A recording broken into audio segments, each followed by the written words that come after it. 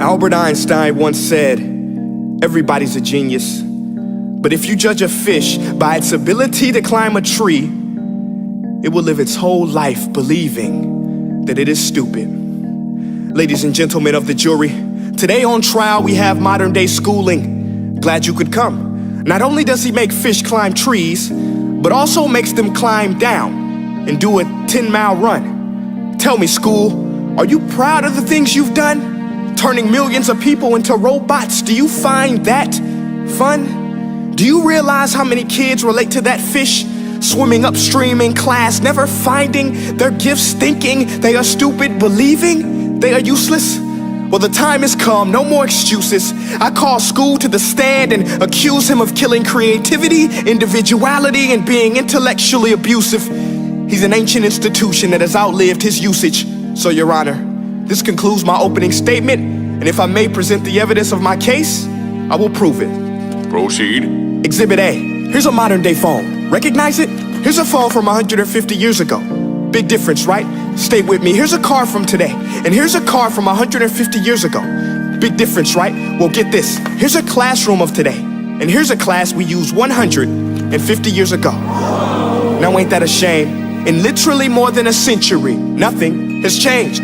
Yet you claim to prepare students for the future?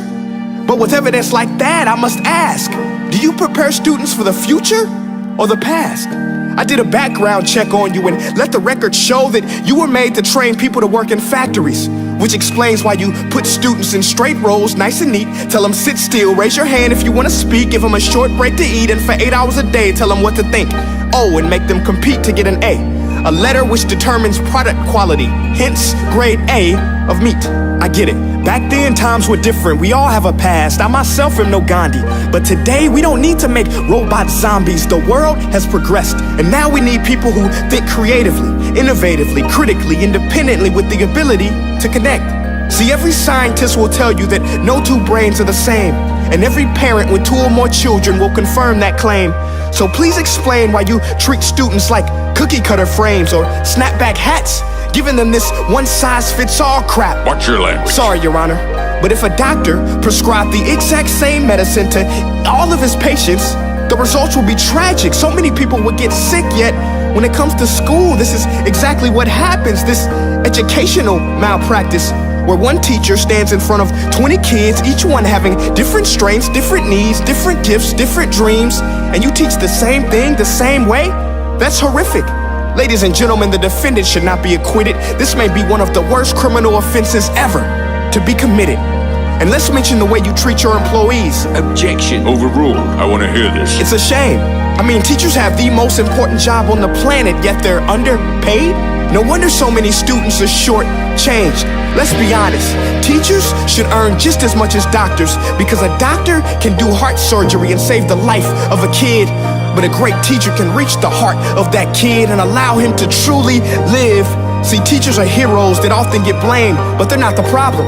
They work in a system without many options or rights. Curriculums are created by policymakers, most of which have never taught a day in their life. Just obsessed with standardized tests. They think bubbling in a multiple choice question will determine success. That's outlandish. In fact, these tests are too crude to be used and should be abandoned, but don't take my word for it. Take Frederick J. Kelly, the man who invented standardized testing, who said, and I quote, "These tests are too crude to be used and should be abandoned." Ladies and gentlemen of the jury, if we continue down this road, the results will be lethal. I don't have much faith in school, but I do have faith in people.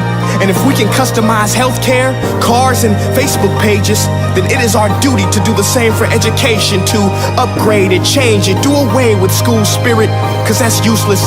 Unless we're working to bring the spirit out of each and every student, that should be our task.